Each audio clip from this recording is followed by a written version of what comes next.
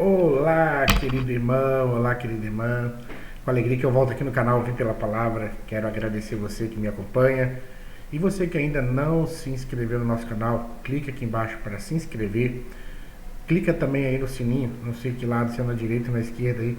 Clica aí no sininho para você ser notificado cada novo vídeo que a gente colocar aqui no canal Ouvir pela Palavra, tá bom? Também nós estamos com um grupo de WhatsApp, se você quiser fazer parte, com professores da Escola Dominical que lecionam na revista da editora Betel. A gente fez um grupo ali de professores e superintendentes para compartilhar informações. Os irmãos que desejarem fazer parte será muito bem-vindo. Só colocar o seu nome e o seu número de WhatsApp, que nós vamos ter a alegria de adicionar a todos aí, tá bom?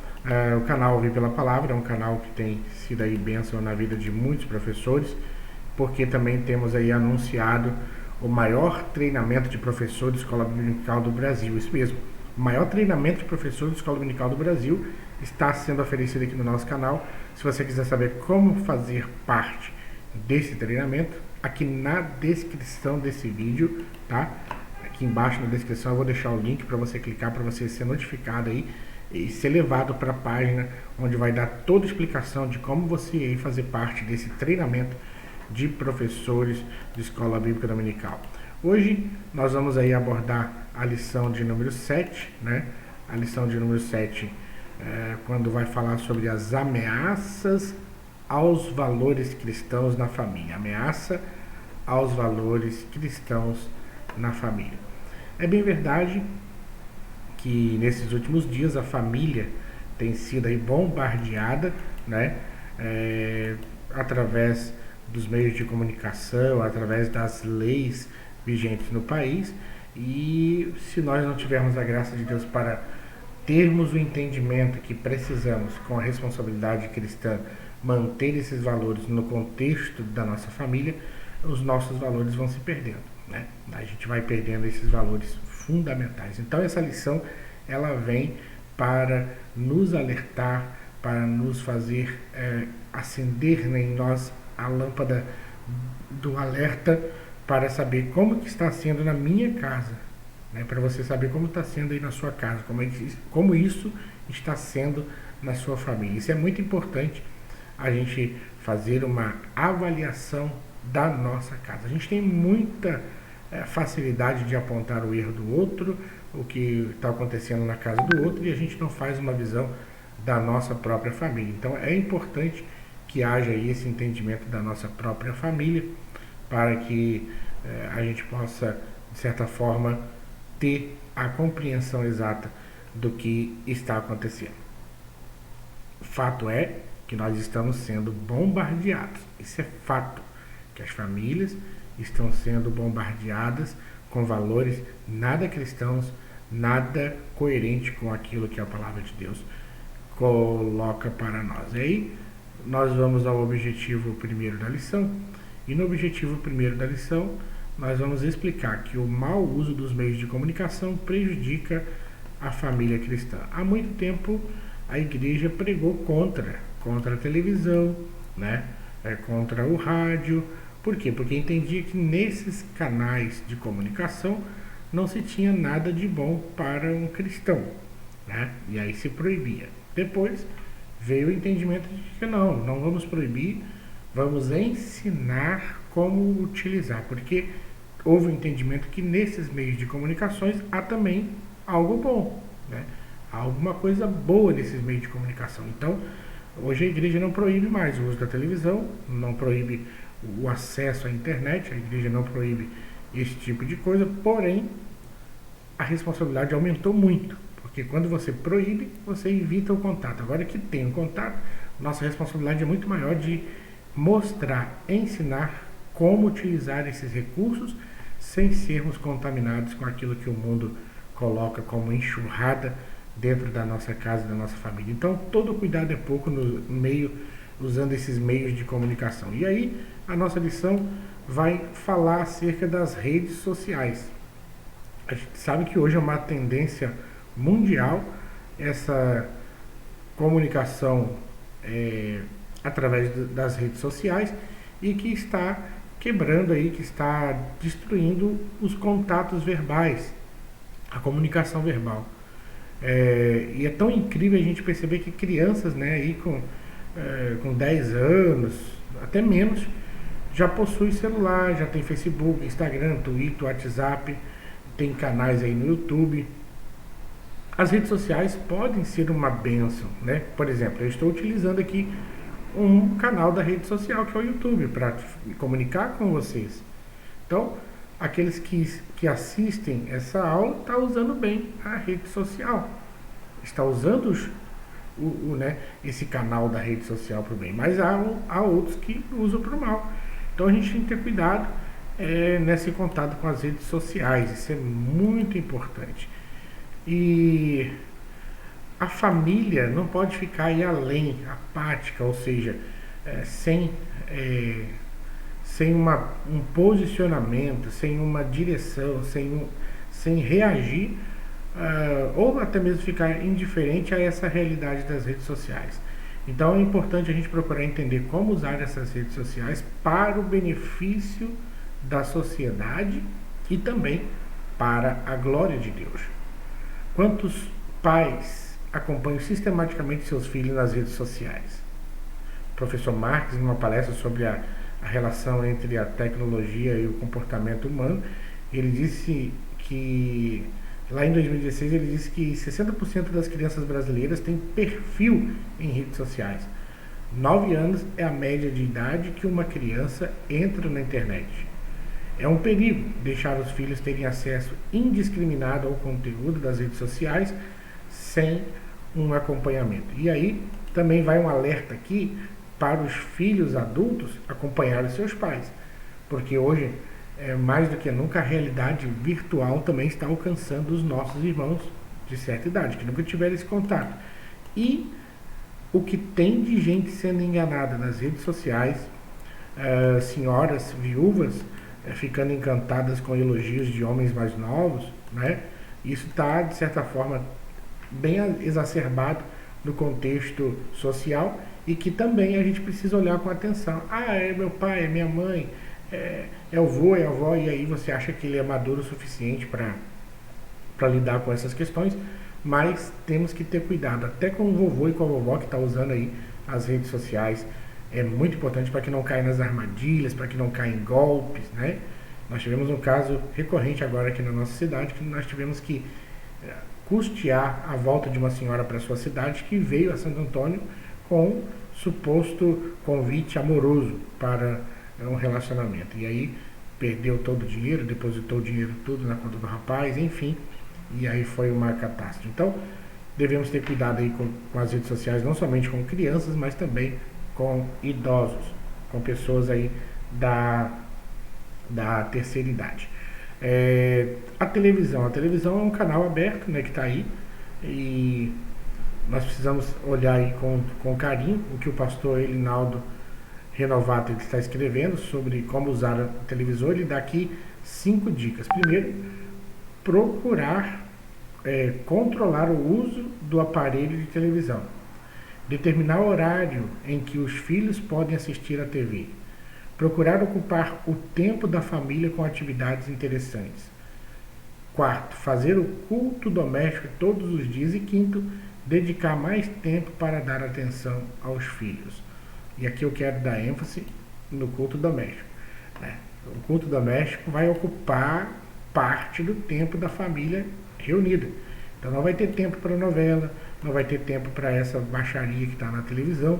Então, o culto doméstico, além de elevar espiritualmente, né, a fé, a comunhão com Deus de todos os membros da família, também faz esse papel de fazer, de criar essa ocupação necessária para que não haja esse contato exacerbado com o que a televisão ensina por aí. E depois, sobre os meios de comunicação, cuidado aí com a dependência da internet.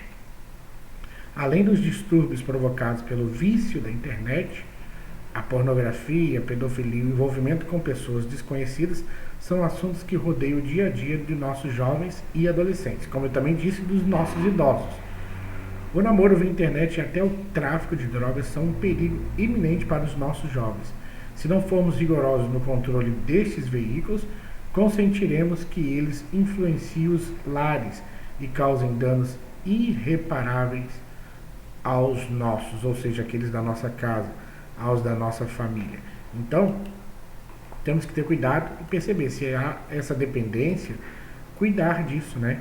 Dessa dependência das redes sociais, a pessoa fica ali o dia inteiro, a noite toda, né? Não dorme, no outro dia tem que acordar cedo, enfim, isso é muito importante ter essa percepção. O objetivo segundo da lição é apresentar as leis e os diversos desafios do presente século. E aí, a gente vem para um caso bem interessante, porque as leis, os homens vão criando as leis de acordo com as suas conveniências para, como dizer assim, para assinarem com a assinatura de legalidade os seus erros e desejos pecaminosos. Então, liberação do aborto, a liberação da droga, a regularização da prostituição, casamentos ilícitos aí de pessoas do mesmo sexo, enfim, isso tem vindo, de certa forma, como parâmetro de lei para influenciar a nossa casa e a nossa família. Agora, a pressão da cultura contraria aos princípios bíblicos que rodeia a igreja, como, por exemplo, no caso do aborto. É preciso que todo cristão tenha em mente que a questão do aborto envolve as doutrinas bíblicas sobre Deus e a humanidade. Nós temos que a vida de um ser humano começa no momento da concepção ou fecundação, Salmo 138. O próprio Jesus, ao assumir a forma humana, se identificou com o ambiente do ventre materno. Assim, o aborto é o quebrantamento da sacralidade da vida, pois a ordenança divina é: não matarás. Então, criam-se leis, né? Aí, por exemplo, a gente vai ver aqui agora na questão do aborto, subsídio, que trata sobre esse tema. Vai dizer ali o pastor Douglas Batista escrevendo, ele diz que na legislação brasileira atual o aborto é permitido nos casos de risco de morte à mulher e estupro, no artigo 128 do Código Penal. Também é permitida a prática do aborto nos casos de anencefalia, conforme decisão do Supremo Tribunal Federal na DPF número 54. Nos demais casos, o aborto ainda é crime, no artigo 124 do Código Penal. Contudo, em novembro de 2016, olha só, preste bem atenção, em novembro de 2016, a primeira turma do Supremo Tribunal Federal, em julgamento em uma ação movida pelo Ministério Público envolvendo pessoas de Duque de Caxias, no Rio de Janeiro, com a prática do crime de aborto consentido pela mãe, considerou que aborto até os 3 meses não é crime, abrindo um precedente para descriminalização, apesar da decisão ter efeito exclusivamente para o caso de Duque de Caxias. E aqui eu quero que você me preste bem atenção. A lei é severa. A lei diz que só naqueles casos específicos. Aí o que acontece? O Supremo Tribunal Federal, que não pode legislar, porque isso é responsabilidade das câmaras federais, Senado e Câmara Federal, dos deputados, eles precisam criar leis. Aí reúne o Supremo Tribunal Federal, deliberando sobre um caso específico, uma ação movida pelo Ministério Público de um pessoal de Duque de Caxias, deliberam que até 3 meses de gestação ali, de idade, aquele feto pode ser morto, porque não caracteriza crime. O que isso acontece? Acontece que o Supremo Tribunal Federal cria uma jurisprudência. O que é uma jurisprudência? É um entendimento da maior corte do país, fazendo com que todos os outros casos que vão tratar do mesmo assunto possam referir-se à jurisprudência outrora levantada pelo Supremo Tribunal Federal como base para a sustentação de uma tese favorável àquilo que a lei diz que não. Então, é a maneira que o inimigo trabalha sorrateiramente para que, como não pode passar uma lei nesse sentido, O Supremo delibera, cria uma jurisprudência e que essa jurisprudência agora serve de parâmetro para as decisões que se sucedem. Então, nós vemos aí um sério risco que a gente tem corrido. O outro, a questão da lei, também é a lei do divórcio, né?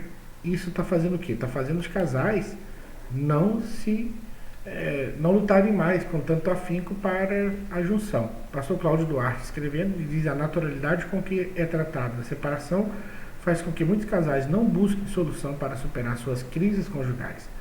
Este cenário, aliado à negação dos princípios bíblicos e à superficialidade dos relacionamentos, é o resultado de uma geração que está perdendo o temor a Deus e o zelo por sua palavra.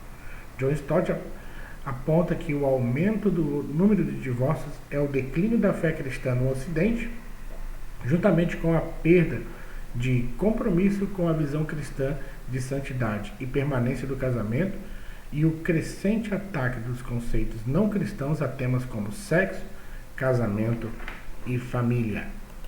Então, embora seja legalizado aí o aborto, aliás, seja legalizado o divórcio, não quer dizer que isso é correto à luz da palavra de Deus, né? Então, as leis, elas vêm também no sentido de fazer com que entre de forma avassaladora dentro do lar, dentro da casa, da família, provocando aí desunião. Por quê? Porque a gente tem que ter cuidado com essa junção, né, entre luz e trevas. E aí muitas pessoas optam por se casar sem se darem conta do quanto a escolha do cônjuge é mais do que um companheiro. Para se casar é preciso ter propósito, saber por que Deus pensou no casamento. E a gente vê muitos, por medo da solidão, ou pensando que o casamento será remédio para a felicidade, negocia esse princípio inegociável: ter alguém que esteja disposto a glorificar a Deus e a refletir a sua imagem. Casar-se com alguém que busca viver como Jesus não isentará de passar por perdas, dores, problemas, mas fará toda a diferença. Então, a gente está percebendo aí no meio cristão pessoas contraindo matrimônio com quem não é cristão. Dá dor de cabeça. Vai ter problema lá na frente. Por quê? Porque não há um propósito em comum. E isso tem sido prejudicial para a junção e a permanência dos casamentos. Terceiro e último objetivo da lição é mostrar a importância dos valores cristãos e como agir para recuperá-los. Então vamos aqui agora aos valores cristãos, identificando, por exemplo, a família e os valores cristãos. Mesmo que a sociedade tenha mudado, a palavra de Deus não mudou e seus valores estabelecidos para o matrimônio continuam os mesmos. Eles são inegociáveis e mantê-los significa prevenção e sobrevivência para a família. Os valores são princípios que nos ajudam a construir e a melhorar nossa qualidade de vida. A Bíblia fala de coisas perdidas dentro da casa de Lucas 15:8. Caso que não sejam recuperados, outros valores podem se apoderar de nossas famílias, causando grandes prejuízos. Então, se deixa de ser o parâmetro para a nossa casa, a nossa família, os valores cristãos, outros valores ocuparão esse lugar e trarão aí prejuízos para a nossa família, né? A gente vai ver aí problemas decorrentes nesse sentido. Buscando manter os valores, né? Manter esses valores cristãos, aqui no subsídio do Jaime Camp, ele escrevendo sobre diversos desafios que ameaçam a estabilidade e integridade da família no século XVI, ele concluiu: diante de um quadro como esse, aliás, do século XXI, tá, irmãos? Diante de um quadro como esse, pode-se antever que o futuro que se vislumbra para a família não é muito promissor. Cabe aqui um alerta. Jamais devemos nos esquecer de cultivar o amor, a afetividade, a cumplicidade, a intimidade, o diálogo e principalmente a comunhão com Deus dentro da nossa casa. Então, o ambiente da casa tem que ser um ambiente de amor. O ambiente do lar tem que ser um ambiente abençoado. Tem que haver essa distinção para quê? Para que a gente mantenha, né? Para que o ambiente do nosso lar seja um ambiente agradável e a gente possa fazer o que sugere aqui o terceiro 3.3 da lição, sobre a questão da responsabilidade da transmissão dos valores. O pastor Cláudio Duarte escrevendo diz que aquilo que um pai e uma mãe fazem tem mais impacto sobre os filhos do que qualquer palavra que eles digam. É fundamental, portanto, que as ações dos pais sempre estejam alinhadas com suas palavras. Lucas, por exemplo, destacou que Jesus ensinava, mas também fazia. O método de ensino mais utilizado pelos judeus era o treinamento prático. Não adianta você falar para o seu filho ser honesto e você não ser. Né? Não adianta você querer que seu filho seja cristão e você não seja isso na íntegra. Então, nós temos a responsabilidade de ensinar. E as nossas atitudes são muito mais importantes do que as nossas palavras. Se eu falo para minha filha dar resposta para alguém que está no portão que eu não estou em casa, eu estou ensinando coisas erradas. Se quando minha filha vê o meu carro sendo parado por um policial e eu não tenho documento, eu vou tentar subornar um guarda na frente dela, é esse valor que eu estou ensinando. Então, muito mais que isso, palavras são as atitudes. E as atitudes precisam mostrar quais são esses valores. Quando a gente vê a orientação da palavra de Deus sobre a instrução dos filhos, diz o quê? Instrua o menino no caminho que deve andar. É diferente de instruir o caminho, porque quem instrui o caminho está de longe, mas quem instrui no caminho tem que estar dentro do caminho. É como se você estivesse pegando a mão do seu filho e dizendo: filho, o caminho que você tem que seguir é esse que eu, seu pai, estou. Esta é a realidade e esse é o fato. Então, concluindo a nossa lição, nós vamos ver que a sociedade e o inimigo, a cada dia mais, tenta destruir, né, os nossos valores. Para tanto, ele tem atacado ferozmente a base da sociedade, ou seja, a família. Como cristãos, nós precisamos permanecer firmados na palavra de Deus, vigiando, orando, buscando a indispensável ajuda do Espírito Santo no enfrentamento dos diversos desafios atuais.